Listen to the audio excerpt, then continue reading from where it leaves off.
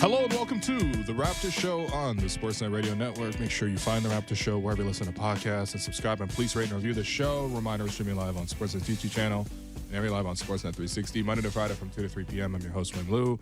I'm joined by producer and co-host Alex Wong. We have literally just come back from the Masai Ujiri press conference, which took place finally after the news this morning that Nick Nurse has been let go, has been fired as head coach of the Toronto Raptors. The Raptors obviously will need to find a new head coach, first order of business before a very, well, we'll see. It's a very important offseason. We'll see how many changes are made. But Alex, how you doing?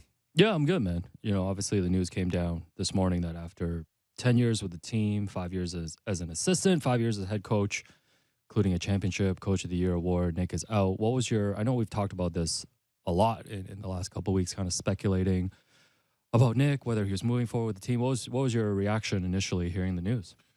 Yeah, like I said, I wasn't surprised that he was going to get let go. I think that was not just based on what we saw in front of the camera. We talked about his comments for that Philly game, which were unprompted. But it was also in part just because of the conversations around the team. Like that, it felt pretty clear the direction that this was going to take. Now, of course, I think the one wild card was it's hard to predict Masai. It truly is. But I think having gone through this process where, you know, he talked about having meetings with Nick throughout the week, he arrived at that conclusion that he needed to let him go. And they had a meeting this morning, apparently, sort of, you know, parted ways. And I think, you know, in thinking about it, the big key takeaway from this whole thing, and I think that kind of saddened me hearing it live, was just like Masai talking over and over again about the lack of accountability and the culture that has gone. And I think that that's something that, you know, obviously in sports we see wins and losses, but I think the unseen portion of that is sort of the culture that goes into what defines an organization, right? I mean, we make jokes about Heat culture or Spurs culture or whatever, right? Because it's hard to see culture, but I think when there isn't that culture, when that's gone, you start to see those gaps. And I think that was sort of the one thing Masai wanted to highlight. And you know what? That's a big part of the job of a head coach. Right. And so he was let go. I don't think this makes Nick a bad coach. I think we know what Nick can do tactically, more than anything else. But, you know, it sort of have come time to sort of move on. And I'm curious to see sort of who the next option will be. But no, this was not a surprise. I mean, I think we made that pretty clear on this show. Yeah, and I think just processing the actual firing today and thinking about, you know, Masai's comments in the presser, which we're definitely going to get to. You know, this does feel like an end of an era for this team too, right? Because I think when you look at, you know, the build up to the championship in 2019 and, you know, coming off Kawhi leaving, and then you look at the team trying to rebuild itself and retool with some of the players that were on the championship team, obviously bringing in a younger guy like a Scotty Barnes, and then having Nick as really the main holdover from there to try to just reestablish that culture, like you mentioned. We lost so much of that this year, right? Yeah. Like we lost so much of that this year. Like, remember the excitement of last year? You know, there wasn't a lot of expectations on the team, and they were able to win 48 games. And really, there was a lot of optimism coming into this season. Mm-hmm. And Masai talked about this too, right? Like slowly throughout the season, you saw the things he rode. You know, he acknowledged that, you know, he felt like things might have started going wrong early in the season during a road trip to New Orleans and Brooklyn. And this was when it was reported that Masai had to come in, you know, sit down with Scotty, probably talk to the rest of the team as well. And we know that Masai and Nick had conversations throughout the season. You know, to me, just zooming out, this just does feel like it kind of caps a particular era for this team. And now we're really moving forward. I mean, I think maybe in a sense that's what it captures. But to me, I'm not completely sold. Like, I actually do think that part of this is also Masai wanting to sort of recapture what made that run. Not just obviously in terms of the championship and obviously having, you know, championship caliber players. We can agree that the Raptors don't have enough of those right now to contend. They didn't even make it out the play-in, let's be honest, right? But I do think that more than anything else, you need to build that culture first. And I think that that's when you look back on this era, right? Kyle, DeMar, Dwayne Casey, like guys like this, like establish that kind of culture. And ultimately, they need to make significant upgrades. And Nick was an upgrade, tactically speaking. And that led to a championship. But you really can't do anything without that culture here in the first place. And I think that, yeah, I mean, my biggest thing is just thinking about accountability more than anything else, right? And I think that was Nick able to hold players accountable? Like when you watch the style of play on the court and the decisions made by the players and the shots that they made or the times that they didn't get back on defense, did it feel like to you there was a sense of accountability? Because to me, that was clearly not there. And I think that that's such a big job in terms of not just coaching, but even just running an organization, period, right? You have to have standards. You have to hold people accountable to those. And there has to be part of the accountability is you take minutes away, you take roles away. And over the course of the season, I didn't really see tangible improvements in some of those fronts. Masai talked about, in the last press conference, because I was thinking about it, because it was called today. So I listened back to his trade deadline press conference last night. And he talked so many times about, selfishness and how much that has to sort of be rooted out of the team. I think he was sort of already speaking about it then. And it's sort of full focus right now. And I think that, look, they're not just expecting the next coach to come in and bring everything. I think that'd be naive, right? I think a lot of that accountability comes back to Masai and the front office himself, right? I mean, like, ultimately, he is the biggest boss in the room. And I think that when you think about improving accountability, like, there has to be some of that from him as well, in terms of, like, him talking about which players sort of like will sort of fit with this identity that they want to get back and which ones they won't. And, you would actually have to see tangible moves, right, relating to players coming in and out. So, yeah, I mean, I suppose the Nick firing wasn't too surprising based on all those factors. I do feel like towards the end he was starting to get paranoid as well about his job. I mean, I think that was clearly validated when he publicly talked about it before that Philly game. Masai, called it a mistake. He said that the timing wasn't ideal. I mean, that's all the stuff that we all, said on this program. It was pretty clear what he was doing there. But I think to me, it was just like he was kind of paranoid. And I think when you look back on this era of, like, this specific season, I don't think it defines Nick as a coach. I think he'll have no problems finding the next job. But I do think that, it wasn't the finest job by Nick this season. Even hearing throughout the season that, like, assistants were, when they were on the road, like, looking for opportunities. Like, hey, you got any openings? Like, they knew, like, changes are coming, right? And, you think about, the level of involvement that assistants were able to have with the players. I think Nick even built up a wall between that and sort of really centered it upon himself. And I think that's all signs that I think that there was so much pressure that went into the season. And I don't think Nick handled it well, and ultimately he moved on. I don't think it defines him as a coach. Again, I think his legacy here is very clear. He won the Raptors a championship. And that, in terms of innovative tactics and schemes, he will always be known for that. And that's what's going to get him hired the next place.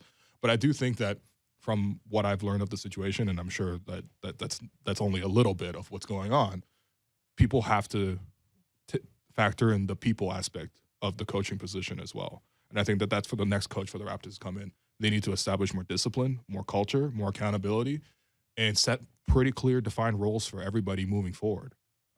And yeah, I mean, we'll see where Nick lands. I hear Houston is nice this time of year. Yeah, but Woj already reported that Nick Nurse is going to be a serious candidate got you for the job as Tillman Fertitta interviews the entire basketball world. Mm-hmm. And it's already been mentioned that Ime Udoka is going to be a serious candidate here in Toronto. Yep. And he's also interviewing for the Houston position. I thought some of the things you mentioned too was interesting because, Michael Grange, who's been reporting on the meetings that were taking place over the past week between, Masai, the front office, and Nick, pointed out some of the sticking points in those discussions. And it's some of the things that you brought up. One of them was a desire for more structure and accountability. Another one was a playing style that, yielded intended results, but was overly taxing given the minutes for the starters and created problems in other areas, and also a lack of bench development. Out of those things, like, what sticks out to you when you're looking at, what you're asking for from the head coach, like where Nick fell short in those areas, right? I mean, I think a lot of it, like, when we really think about it, right? Like, in terms of this organization, and we know this about the Raptors, but, like, this is the development is the lifeblood of this organization. And part of that is, do you draft the right people to come in? And I think on that front, the front office really does need to take more accountability on that front. Like, aside from Scotty, like, who are the can't miss prospects that they've really brought in the door and we're really excited about, right? Obviously, drafting lower has sort of influenced that, but ultimately, like, we've seen them have lots of success drafting from low positions, right? So did they do the right job of bringing the talent in? And I think the rest of it is sort of like, were there enough opportunities carved out for these young guys to take the next step. Because if the Raptors don't develop, they will die as a franchise. We know that free agency is not a factor for the Raptors. Like, we're talking about free agency as like we're signing Otto Porter. You know what I mean? So you clearly need to develop and grow those players. And I think that's first and foremost the ethos of not just every Masai team, but specifically here in Toronto, just based on the realities of the situation in terms of how we can add talent. I think in terms of like adding accountability and things like that to the structure, I mean, like it's kind of sad. I mean, Masai kind of talked about it a little bit as well, but when you hear about, hey, how was, what are the players like behind the scenes and like how do they get along as a group? Quiet bus rides. You know what I mean? Like guys coming to practice 10 minutes before and leaving right afterwards. Stuff like that, where it's like there has to be an accountability of like how you work and how much it's important to actually come in here and deliver the results on the court. And I think that, there are certain guys who are growing on that front. The guy I definitely don't question, is a guy like Pascal, right? But like how much do you really expect these leaders to sort of blend down and sort of let the other guys sort of follow into positions? And I think that those are all factors that really, to me, it's just disappointing to hear as someone who obviously covers the team, but, obviously my bias is on the table. Like I clearly love the team and I really, really enjoy the product. And I think when you hear some of that stuff and you hear about sort of how they don't get along or not even how they don't get along, that's not really fair. But like, like is that culture of working there for them? I mean, I think that that's something that I didn't have to question in the past. I kind of just took that for granted, like I didn't have to worry if the bench mob was putting in hours. I knew they were. And you could see that on the results on the floor, and you can see all these guys sort of grow into bigger positions. Obviously you see what Fred has become, you see what Pascal has become, you see what even Norm, right? What he had a 40 ball last night, right? That's amazing, right? Like these guys were all unheralded prospects who came in and really, really took that accountability of working and getting better. And I'm wondering like where's that next generation for these guys, and sort of who are the coaches who are going to put that in. And also, honestly, it comes back to Masai as well. Like accountability is like falls at the top, not in the middle. Ultimately, like a coach, no matter how like strong you can bring a coach in or how strong of a figure you can have, we know that that's not the main guy. He doesn't sign the check. This is an interesting business where players make way more than anybody else, but they're accountable to a coach who ultimately decides their minutes, but really they're accountable to the GM and the front office. And I think that that's where when Masai's looking at ways to improve accountability, that's more on him. How much are you around? How much can you really put the foot down and say, well, you got to work hard and all that kind of stuff if you're not physically there? So I think this is a big like reckoning for everybody. Like, yes, you fired the coach. This is not going to solve all the problems. This is probably one way to improve a problem. I really do think that an upgrade could have been used there. I think a different voice, a different approach could really change things. But I think everyone needs to be really closely evaluated. Yeah, no, I'm completely with you. And I think on the point of development too, I think that's like the biggest topic for me in terms of accountability beyond the head coach, right? Like you look at the front office and then the players that have been brought in the last 2 to 3 years. And, Nick was in a way, he was hamstrung, based on the roster that he was given. And like development so much is about the front office, being able to evaluate, identify talent, like giving your head coach the right pieces. Like I know we talk so much about just like the backup point guard position. There's this whole discussion about even Jeff Downs Jr. coming to the end of the season. Like if you're a solidly built roster, like those are not conversations that you need to be having during the season. And it's like I think about Masai too at the trade deadline, talking about, needing guys to like Malachi Flynn, even Delano Banton, like needing to play more, like setting aside how we see them as players and whether like, you expect them to develop. I just feel like there was some disconnect too, I think, in how the front office saw the roster and how the head coach saw the roster. I think it's interesting now that you remove Nick Nurse, it's like, how does the front office see this roster now in terms of, because Masai talked about today that like everything is on the table and that he does, anticipate making changes. I think that accountability falls squarely on the front office here, because he's got to give whoever the new head coach is enough pieces here to win. Because a new head coach isn't just going to come in, I don't think, and take this roster as it is and be able to take it to some other level that Nick Nurse couldn't have. Well, this is where I would disagree, because I think that obviously the players here right now are not a championship contending core. I don't even think that, there's any guarantee that this group as is even wins one round in the playoffs, given what the top of the Eastern Conference looks like. Okay. best case scenario. But I do think that there's clearly evidence that this group can do more than what they did this season. Look no further than last season, right? And you can say, well, they got lucky or they overachieved. I'm sorry, but isn't that part of the job of the coach to bring that out of them, right? And I think that's where accountability needs to come in, right? Or we talked about, besides specifically talked about, okay, that New Orleans game and that Brooklyn game, they started to look fishy. You know what happened on those road trips? 41 points in the first quarter, both games. That's accountability. That's not like, oh, it was a bad matchup. That's not whatever. That's like guys weren't ready to play. And that was in like November, maybe early December. Yeah, November, December. And I think that's a really good point too, because then you look towards the end of the season. Yeah. And you look at the 77% first half from Philadelphia. Sure. Yeah. The way that they came out about Boston, if you track it throughout the rest of the season, like the whole season, like there was no tangible improvement on that front. That's the disappointing part. Right. And again, like at some points, you as the coach needs to step in and really get to these guys. And that's what I'm wondering. Like, it's not like Nick wasn't yelling at these guys. Nick yelled at these guys plenty, right? But was it still getting through to them, right? And I think that, honestly, from what I understand, around December, the message is already starting to be tuned out by a large majority. And that's, I mean, like, that's where, again, like, it's not too surprising in retrospect in terms of the results. I think we all hoped that they would gel and they'd grow and they would, make that push. And we kept being on this show every day being like, the Raptors are only a 3-game win streak away. Like, we weren't trying to sell that idea. We were just sort of like, I don't see why this couldn't happen. But, like, ultimately, yeah, I'm not surprised that a new voice needed to change. And I do feel like, does that affect sort of the buy-in of certain players now that a new coach is in this position, right? And because, I think to me, like,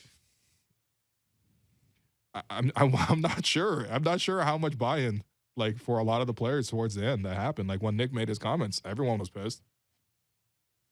Yeah, and it was widely reported, right? The players weren't happy. Masai. You don't even need that reported. Like, it's common sense. And I think Masai said to today that the timing wasn't great of Nick Nurse's comments, in the presser before the Philadelphia game. And I think the one thing you're speaking to too is just the players needing to have more accountability too. Sure. Because you're right. If you were talking about a team that overachieved last season or however you want to frame last year, they clearly went the other way this season. And I think it's still very eye-opening for, your general manager or chairman, whatever role Masai is in now, to come to the presser in the middle of the season at the trade deadline and basically just say that the whole team there's a lot of selfishness. But that's permeating through the team. Sure. And I think part of it is on the coach. I get that. Yeah. But part of it is like on these individual guys who've all clearly spoken about wanting bigger roles, who clearly view themselves in a particular way. Talk about a player like Fred, OG, all these guys who want the roles in this league. Well, none of you guys were able to come together and make anything happen this season. Yeah. And I think Messiah talked about that too, is like, like individual players took steps forward, but the team didn't. And I think that's where it's going to be very difficult to assess, like, okay, how do you move forward, right? Or maybe it's just a fit issue. But again, like, that's where the focus firmly is now. It's on the front office. Like, yes, I don't think Nick did a great job with the team this season. No, I don't think Nick was handed a championship-winning roster and he fumbled it to this degree where they're 500 and missed the play-in, right? But I do think that this was the necessary move. Now the front office needs to be put under the microscope in terms of who are they going to replace him with? Because let's be honest, even though, we can say that, Nick didn't do this or Nick didn't do that or he got a little paranoid or whatever, like, ultimately, he was really damn good at the tactics. Like, there's nothing you could take away from him on that front, right? And so, the next coach is going to have a pretty high standard to even meet, first and foremost. And then it's about the front office making subsequent decisions to the roster. Again, accountability is like a fun word until you actually see, like, consequences. You can't have accountability without consequences, right? And consequences in this case means players moving on, players being shipped. And so Masai can, give this whole speech and talk about it here today. And I thought he did a great job of restoring some level of faith. And I think that's a big part of his job, is to sort of sell the faith and the image of the team. And I think he had correctly identified a lot of the issues that I think for a lot of people watching the Raptors closely, you could see that. But now it's on him to solve it. Like, you can't remember that. You can't forget that he is ultimately where the buck stops. You know what I mean? And Nick is short. Like, he's short of that, right? So we will see what they do. we will see what they do. Yeah, I think it's interesting. So, like, we have a couple clips here from Masai's presser. And, one of the things that he did say in terms of accountability, he did say there's no pointing the finger at Nick, that, he has to take responsibility for this as well. And talking about how just this whole year just didn't feel like the Raptors. He said this just wasn't us. And here's what he had to say, summing up his feelings about this season. Sometimes we almost have to validate the championship we won. That's how much we have to win here. And I believe that we're going to win again in Toronto. Yeah, I feel strongly about that. But to watch us play this year was not us. I did not enjoy watching this team play. Yeah, and I think throughout the presser too, he talked a lot about just complacency and a selfishness that seeped in. And to be honest, just hearing these things, these are very harsh truths about the team. Sure. And I don't know, man. It's just disappointing to hear, man, because these are not the things you come to know about the Raptors organization. Clearly they have to do some kind of rebuilding just internally. Yeah, or at least, you bring in a new coach. He sets very, very clear standards. And if people fall short of that, there has to be consequences. Players get moved. Players get minutes taken away. Or, timeouts are called and they root out a specific thing that wasn't executed. I'm not saying the Raptors need the best behavior next season. I mean, ideally that would be the case, but we know that that's just not realistic of professional franchises nowadays. No one's going to be perfect all the time, right? That's not realistic of anybody. But I think in general, we need to see that sort of tighten up, that improvement. Even Fred talked about it. We need more structure, or we need a new identity, all that kind of stuff. And it's that's pretty damning, man.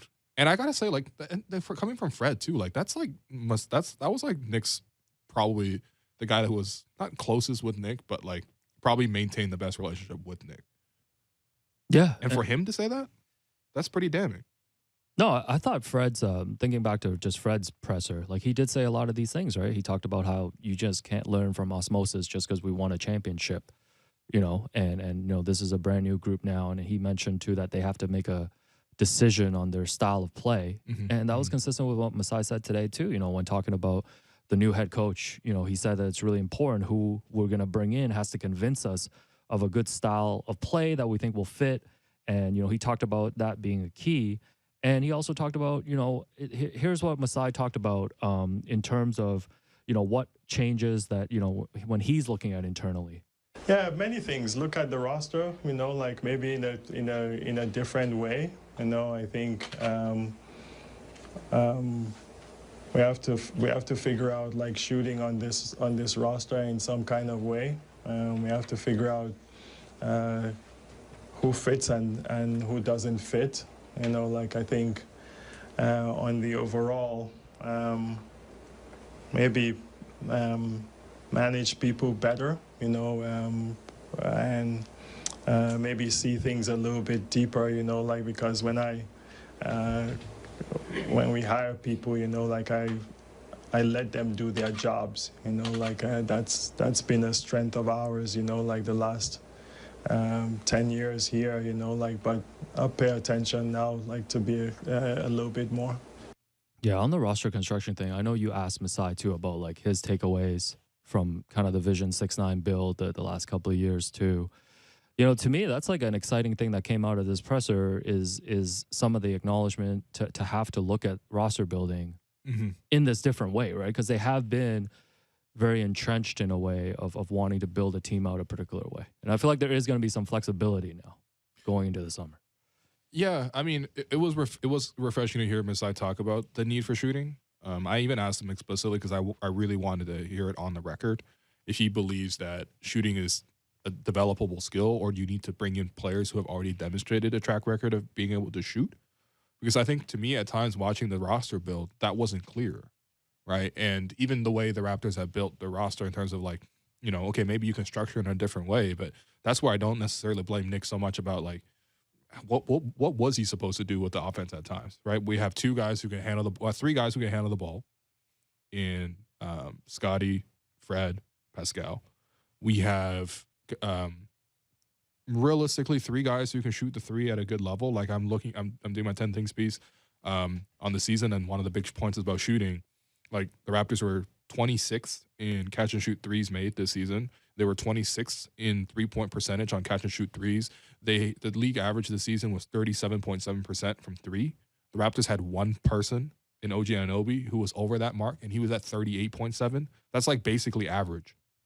So we're talking about the entire team was below average from three. And you can say, well, Fred shot below his season averages, typically be better than that. Or like Gary took a step back from last year.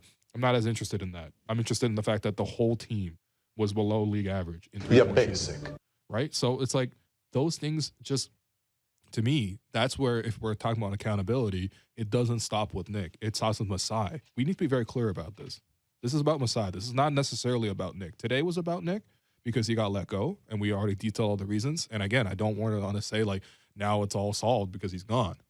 But now the focus is on Masai. And look, listen, he's got a track record where he's been able to bring successful franchises. He's obviously delivered a championship. He's done it at multiple spots as well. So I have faith in Masai. But at the same time, when I'm looking at this roster right now, there are clear needs that need to be filled. And I think that, that also extends into free agency. Which of these guys are you bringing back? You know what I mean? Like if we're talking about like, selfishness is an issue, are you bringing back Gary? Are you bringing back Fred? Those are all factors that really go into it.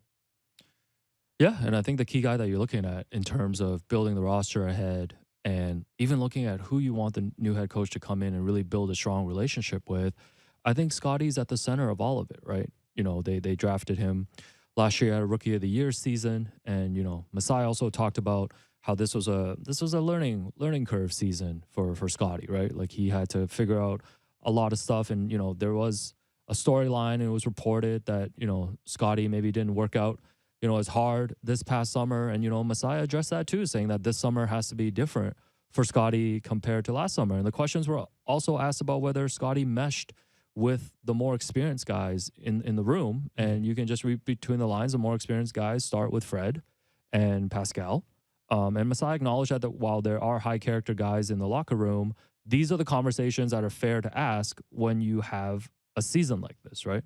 So I think it's a very important summer too for Scotty and for the organization to look at least in the shorter term here, like what is that roster going to look like? Because you are in a way looking at building around a roster with him as a very important piece too. Yeah, here's what I want to say about that. People don't necessarily need to like all love each other and like each other in the locker room. They don't need to all hang out with each other and all that kind of stuff. I don't care if they, there are groups, like that's any organization. There's groups here at Sportsnet. You know what I mean? There's groups at any workplace. Okay. What makes a workplace strong, especially in this context, is does everybody respect the work, and does everyone put in that work? And I think that, to me, more than anything else, matters. Like I actually don't really care if they hang out or not, right? But are they all on the same page when it comes to what's the main goal, and are we all working towards it? And I think for me, it's like what Masai also said. He literally said, like, we have to remind us that Scotty's 21 years old, right? Yes, we are really excited that he won Rookie of the Year. Yes, we've seen flashes where it's like, I want to see that from Scotty over and over again. Like the Scotty that we saw against, I don't know, the Grizzlies, against Jaren Jackson Jr. when he hit 2 baseline jumpers to win the game against the Defensive Player of the Year. I want to see that all the time, right? We all agree on that. And I think even comes down to the organization itself. But I also think we are putting way too much pressure on that kid this quickly. I think that's what Masai really wanted to say to us is like, he's 21 years old. What were you doing when you were 21? What was I doing when I was 21? I did not have all the things figured out, especially in this context when you're in a super public place, when you have, and there's a very specific way in terms of how NBA players work and they train. You really only learn that after going through that process. And would you blame anybody in that scenario when you are 21 years old and the entire world tells you you are the man and you are this and you are that and you have millions of dollars in your pocket all of a sudden and you have all these ad opportunities to come to you and you want to enjoy life after all that time? That's a very normal, natural thing to do, right? That doesn't make him a bad person. That doesn't mean that he has bad character. However, it is a learning experience, because I think that what's different from this versus any other regular 21-year-old is that, you have so many people counting on you and you have all this pressure. So I think that when he is ready for that kind of pressure, and then I think we should put it on him. But right now, I think the situation is what it is. But I think part of being ready for that pressure is sort of like, I think for us in the media, but especially for the fans, like, I just don't see this need to like root out everybody else, throw them all out so that Scotty can then be the man. He's going to be the man when he's ready to be the man. And if you, no offense to Pascal and Fred, these aren't the greatest players in the world when we're talking about like you got to beat out Kobe and Shaq to be the number one man. If you can't beat out those guys eventually, then maybe you aren't the man, right? So this is all a learning process. He's 21 years old, and Masai said he's a baby, not in like a pejorative sense, like in reminding us that he's still so young. So when we put all these pressures and all these expectations on him, he's got to be ready to fulfill those first. Let him go through this process. We'll see what the summer looks like. Masai already said the summer's got to look a little bit different. I don't think he did anything wrong last summer either, by the way. It's just like, again, like players don't get to the highest level without that requisite amount of work. So we'll see what the response is. I believe in Scotty. I believe in his talent. I believe in his character. But again, this is a good reminder, I think, more than anything else. Yeah, I think you make a really good point too, because we always talk about just like, development not being linear. And I think that translates to off court as well, right? You can look at, how players develop their skills on the court. But, this was also a step back, I think, for Scotty. Last year he was a very celebrated player. The team had a really successful season, whereas this year he was under more scrutiny. I think the best thing that can come out of this season is like if we look back at Scotty's career like 3 years from now, 4 years from now, and seeing what he was able to take from the lessons that he learned this season, right? But I think it goes back to me to the head coach. Like, this is such a player-driven league, right? Like I think of the most extreme examples of like, say, like, Giannis, when he started his career, having like Jason Kidd as a head coach and then having different head coaches come in. Like we've seen Luka have different head coaches. Like I think whatever that next head coach comes in, like I think if you talk about people skills, which we've highlighted about Nick, I think it's going to be so important about building that trust, building that relationship, and like not saying that, Scotty didn't respect Nick or, the relationship fractured maybe and all that, but it's like that new coach has to be someone who has a plan for Scotty to really get him on that path to becoming that player that we want him to be, right?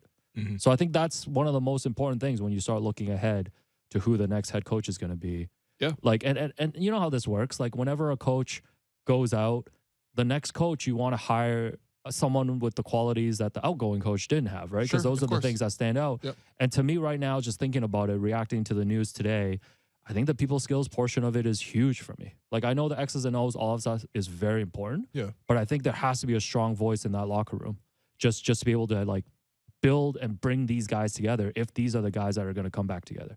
Yeah, and I think that again we're circling back on this, but it's very similar to the Masai press conference in the sense that like accountability and like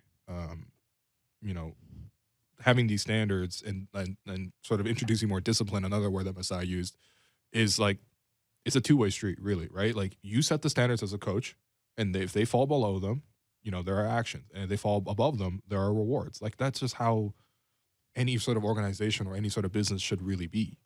And I think that, more than anything else, like obviously there's not going to be a player's coach that comes in after this. It's definitely not going to be like a yes man. You don't want Udonis Haslem as Coach David Thorpe indoors? We didn't want a player coach. I said, all right. No, but I'm saying that like, somebody needs to come in here and set that standard, be very clear with it. And again, if players fall in line, then we roll forward and we move. If we don't, then we make decisions and we ship them out. Right? Now, how many times do we see this season where it's just like reports, this guy's not happy or this guy's not happy, or like, it wasn't really reported, and I'm not reporting it here, but I'm just going to let you know that like, players weren't wanting to go at certain points. Right? And it's like, man, like can we first agree to like meet the standards of the job first and foremost before we make these other decisions, right? Before we make these other things, like I'd be sick to my stomach if someone was like, "Hey, man, I'm not really doing my job, but I actually want to leave." I'm like, "How about you do your job first, and then we'll figure a way to find you a new job somewhere else." Right? So again, like this season was definitely very rotten. We saw it in the results. And yeah, now that Masai talked about it, now that Masai has created the job opening for the coach, that's what the new guy has to come in. And I think, by the way, to be clear, like the Raptors actually do have a pretty good job. First and foremost, you're going to get paid really well. Second of all, you have an existing base of talent. I know everyone wants to dunk on the talent. Maybe it doesn't fit well. Maybe it's light on shooting. But there's a lot of talent here that you can come and build something with. Like this is not the Detroit Pistons job, for example, right? And not even just like quote unquote talent as in like what could it be 10 years from now? I mean like it's talent that is ready to compete this upcoming season. The pressure is going to be to win, right? Whoever comes into the job interview and says winning the most times to Masai Ujiri will probably get this job. But like, this is a good job, right? And there are things to sort of like value and take from here. And I think, again, like we saw even last season, this same group, which by the way got better because of Jakob Poeltl coming into the team, like and even just like internal development moving forward, like you would expect that to be the baseline, not 41 wins. And like we're struggling to string together a 3-game win streak all season, right? And again, so there's lots of work to be done here, but I think that, you know, obviously our focus turns to Masai, which turns to who the next coach is. And, you know, I think there is still a lot to be salvaged here. But yeah, not a good season, man. And I think that's sort of the vibe of the whole thing. Yeah, for sure. And I think last thing from Masai's presser as well, you know, he talked at several points when he was asked about, you know, building the team back up to a championship level. And he mentioned the parity in the league several times, you know, pointed even towards a Boston Celtics team, you know, when they, you know, building with Jason Tatum. Why would he use that example? And Jaylen Brown. Off the top of his mind, the Boston Celtics who went to the conference finals, then were 500 for a while, then went back to the finals. That's interesting. Interesting choice. Yeah, and he called the trade deadline a hype machine. Says that free agency doesn't really exist anymore because players are dictating their movement these days. Kind of get that. Free agency and so whatnot. Sure. But I think, too, this is interesting because there's so much talk this year, too, at the trade deadline of whether the Raptors should have tanked. And, you know, Masai talked again about how, you know, he trusts his front office and their track record in the draft to be able to get the players that they want, etc. So I'm not sure this is like breaking news based on what we know how Masai and Bobby in the front office has operated when they've constructed teams over the past decade plus here. But, you know, there's clearly no intention for them to tear any of this down. And like you mentioned, I don't think that even makes sense based on all the talent that exists on the roster right now. I mean, look, it's always an option that you can go to. And I feel like it's probably a viable option for 25 franchises in the league who don't have, you know, Steph Curry on their team, Kawhi Leonard on their team, KD on their team. You could always say that this roster is not going to go anywhere until we have the number one guy that can win a championship. You can always say that. You can always dip down to the lottery, and that's fair.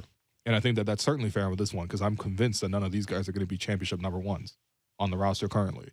But at the same time, I think Masai's perspective on this is to sort of build from the middle. And I think that that's why, even though we have free agents, I still think that part of building from the middle is retaining your players, signing them to contracts if they, you know, obviously not just deserve it, but sort of like, you know, the organization sees that they're a fit. And, you know, keeping those guys there. And so therefore, when those trades become available, when players ask out, when those top tier, you know, a guy like Kawhi Leonard becomes available, the Raptors wouldn't be in a position to trade for Kawhi Leonard if they didn't actually have some of those pieces already on the roster as is. So I do think that even having said all this, like I do anticipate the Raptors re-signing a lot of their players so long as those are, you know, not even just team friendly, but like movable deals, not like clear cut bad value deals.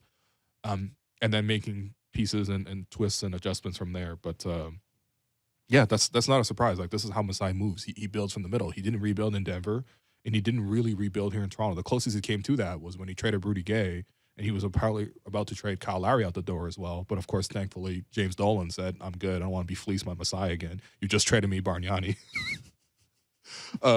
And so ultimately that deal didn't go through, and the Raptors were able to miraculously sort of bounce back. But from that point onwards, the Raptors have been building from the middle. That's the perspective that they feel is successful. And listen, if there was one year that we were going to try to duck down into the draft, it probably would have been this year, right? Like, you just don't see that many Victor Wembanyama's on Earth, period. Although apparently he's got a brother. Oh, word? Shouts to Oscar Wembanyama. When's he eligible up, for the draft? I think 2-3 years from now. Yeah, I think he's already like 6'7". So that whole Wembanyama family might be doing well.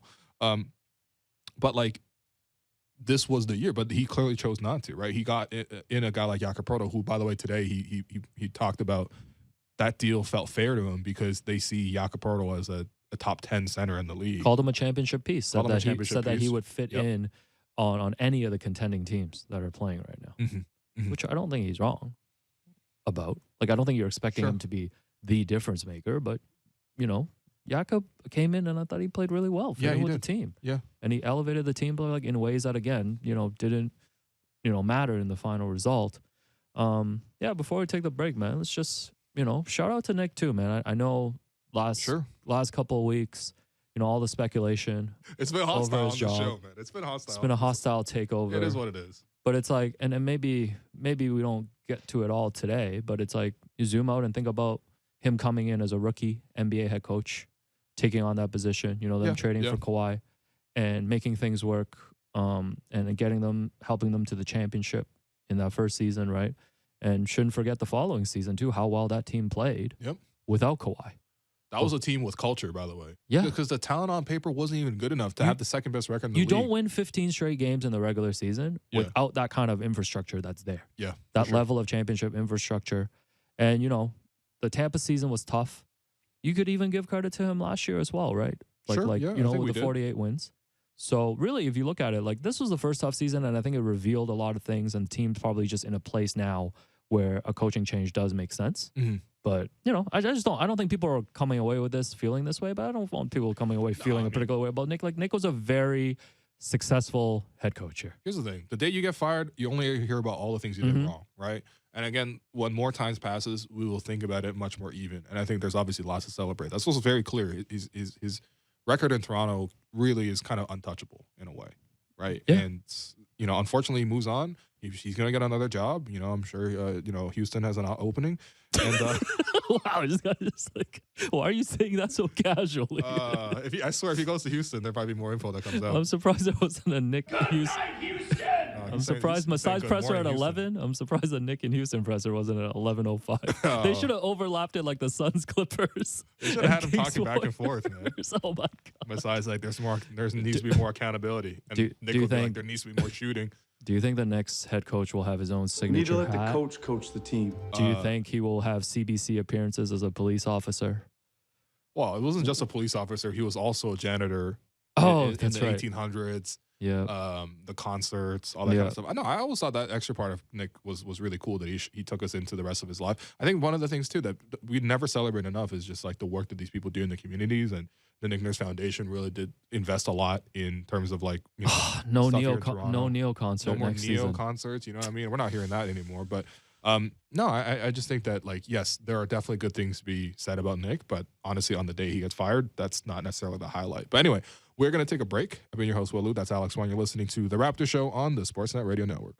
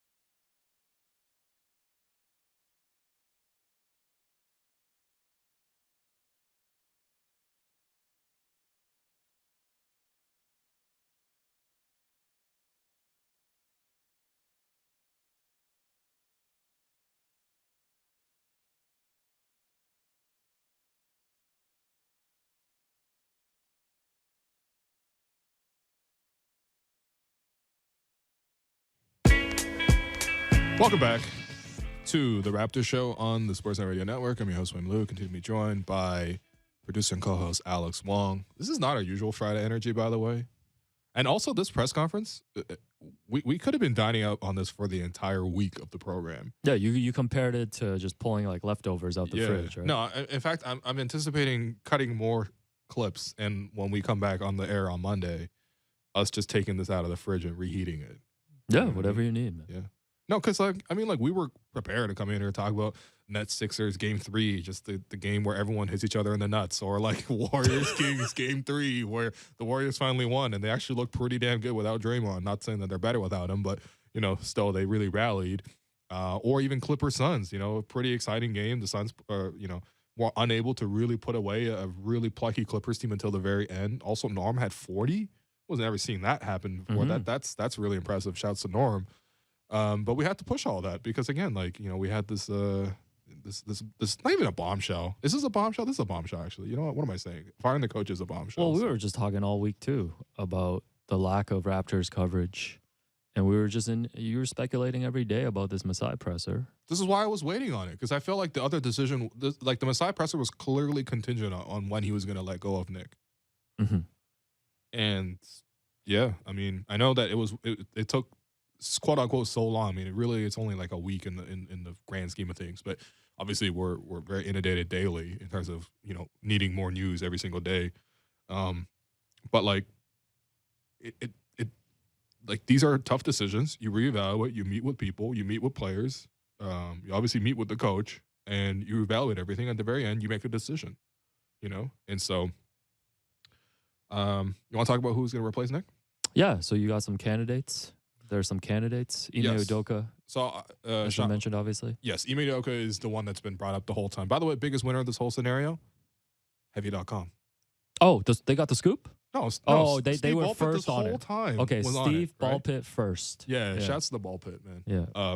Steve Ballpit first. But seriously, obviously Ime has been brought up quite a few times. Shams also brought up today in his column that Raptors, two former Raptors 905 head coaches, Patrick Mutombo, who is currently with the Suns, and also Jerry Stackhouse, who has been coaching in college, will be considered as candidates as well. I'm sure there will be probably some internal candidates. You think they're going to give Griffin one more interview? Poor Adrian Griffin, man. No, I have a feeling. I'm guessing most of because this was asked during the presser too. I'm guessing most of the assistants are going to be moving on too. Yeah, well, it's interesting because Rico Hines is the one because obviously they got the relationship with Pascal. No, Rico is a development guy. So he'll be there. There's two types of coaches, I think. I think what's interesting, and I think I brought this up when we had conversations about the coaching staff earlier, is just there's kind of a divide. There's clearly people on that staff that are Knicks people. Like Nate Bjorkgren is a Knick person. Like Fab Flournoy, who they brought over from the BBL, that's a Knick person, right? Trevor Gleason, Knick person, right? So, yeah, I'm expecting all those guys to move on along with Nick. Yeah. What did you think he's going to bring Nate to the next job, by the way? I think Nate's going to love Houston? I think so, man. Yeah, okay. At least that's what I'm anticipating for the two of us as well, with your career. Okay. I think Come on, man. It's interesting just hearing these early candidates as well, because you look at Ime Udoka on one hand, we know his resume, led the Celtics to the finals, whereas Patrick Mutombo, Jerry Stackhouse, relationship with the organization, but you're bringing in a more inexperienced hand to guide this team. That's a big decision for the organization, man, because those are two very different types of coaches to bring in. Yeah, no, I suppose. I think more than first and foremost, I think they're going to need somebody who's a stronger personality who can really clearly define what the expectations are for players, put them in those roles, and then, keep them in those kind of positions, and I think that, to me, I don't really know either of those two guys well enough, Patrick Mutombo or Jerry Stackhouse. From watching Stackhouse for a lot of his career, I can kind of assume what kind of guy he is. So, yeah, I feel like he fits that mold. I can see Patrick fitting that mold too. By the way, shouts to Patrick Mutombo. This guy was had a clean shaven head this whole time in Toronto, and then he goes to Phoenix for 1 year, and it just changed up on us. Man, it just all came back, man. Good for him. No, but with Ime too, and I know we only have a couple minutes, and I'm sure if he is hired as a head coach, we're going to talk about the totality of his departure from Boston. But looking at him as a head coach, like a potential coach of this team, what are the things that you see him bringing to the table that maybe, again, the comparison is going to be to what Nick didn't bring or what they're looking for in a new head coach? Because we heard a lot of stories about him last year, right? Like in terms of bringing that team together. Celtics players definitely really liked him, first and foremost. They were heavily attached. I think they were pretty confused as to sort of why he was moving on. To be fair, like it wasn't really reported in a very clear way. And I think for me, that needs to be first and foremost the point of clarity that needs to be explored by both the Raptors front office and also made available to the media and also through the media to the fan base, because I think that there are some pretty strong allegations around sort of what he did, and I would love some clarity and some transparency on that. Maybe there's some time for contrition as well. Yeah, in terms of as a head coach, I think that it was pretty clear. Like last year, he was yelling at the Celtics every day. and he really got those guys to sort of like get out of their own ways and really come together, play defense at a very high level.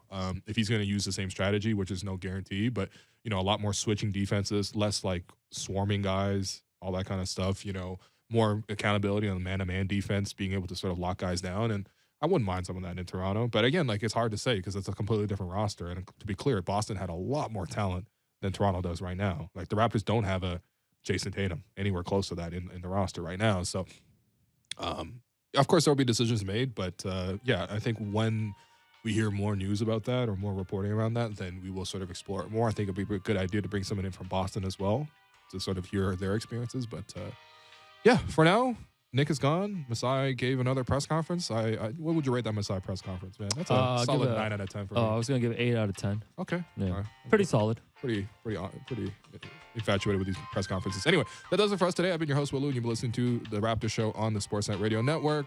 Thanks to producer and co-host Alex Wong, and we'll talk to you next week.